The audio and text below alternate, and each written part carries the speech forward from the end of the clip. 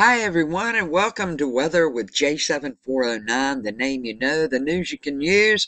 Today, of course, what is happening? This map is the GFS, courtesy of Tropical Tidbits. What's going to happen for today, maybe tomorrow, going through Wednesday? You see this blue dots that are coming down right through here, these streaks. That's cold, cold air for the Dakotas and north and northwestern Minnesota. You guys could reach maybe 35 degrees below zero before it's all over.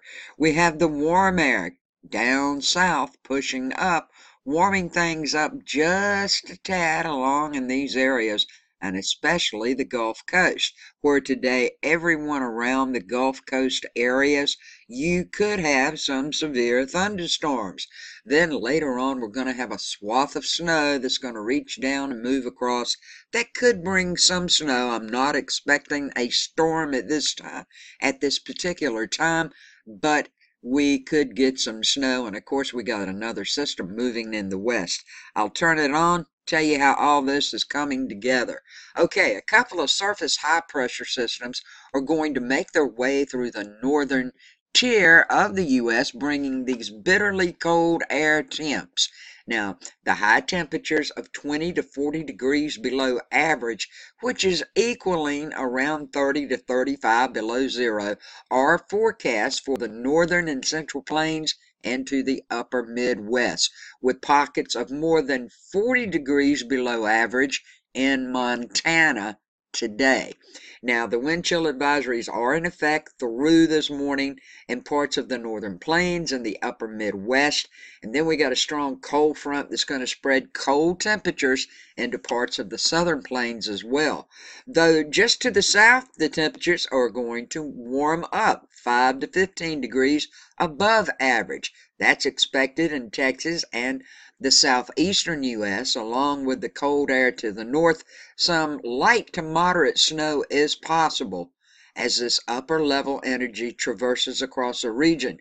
When the warm and the cold meet, we could have some to happen. Now, snow is expected to spread from the northern plains today into the upper Midwest and upper Great Lakes tonight and into the lower Great Lakes and Northeast tomorrow. That swath of snow could bring 4 to 6 inches of snow. That's what's expected, and maybe a few higher amounts in places.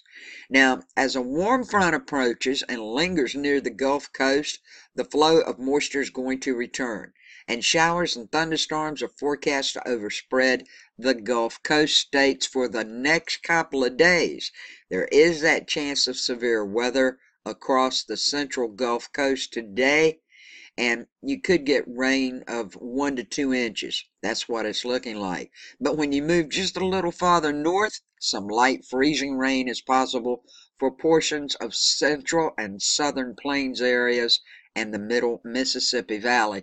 When that warm air and cold air meet, it's going to change. Out west, well, it's looked like active weather throughout the middle of the week as an upper level low spins off the Pacific Northwest coast.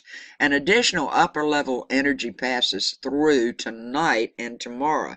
Now, precipitation's going to fall as rain along the northern California coast, and heavy rain is likely. Now, we do have this chance of excessive rainfall in place for today and tonight in those areas, including for the San Francisco Bay Area, before all the moisture plume is pushed southward by the cold front passage. But hopefully it's looking like it's going to go on and move out by tomorrow morning. Now, in the higher elevations, you got it, snow in multiple feet. The Sierra Nevada has an additional 2 to 4 feet of snow in the forecast through tomorrow night, while the Shasta Range, Sawtooth Mountains, Tetons, Wind River Mountains could all see 1 to 3 feet of snow over the next couple of days. At least the wind is dying down for everybody, hopefully, and it's looking like that system now has pushed offshore and the wind has died down. If I see anything else pop up that's going to be as drastic as that system was, like I did last time, I told you days ahead of time, I'll be sure and put it up. But right now, the Wind should die down some. And those who are still without power, hopefully you will get power back. Please subscribe, click that bell. Thank you for the comments. Thank you for the likes. I appreciate everything you do. I will try to get another forecast up for you later this evening. Can't go into much more detail now, but you have what you need to know for the weather coming your way. So please be advised of what's going on here and be safe. I love you guys. Thank you so much for watching everything you do for me. Peace, love, and kindness to all. Thanks so much for watching.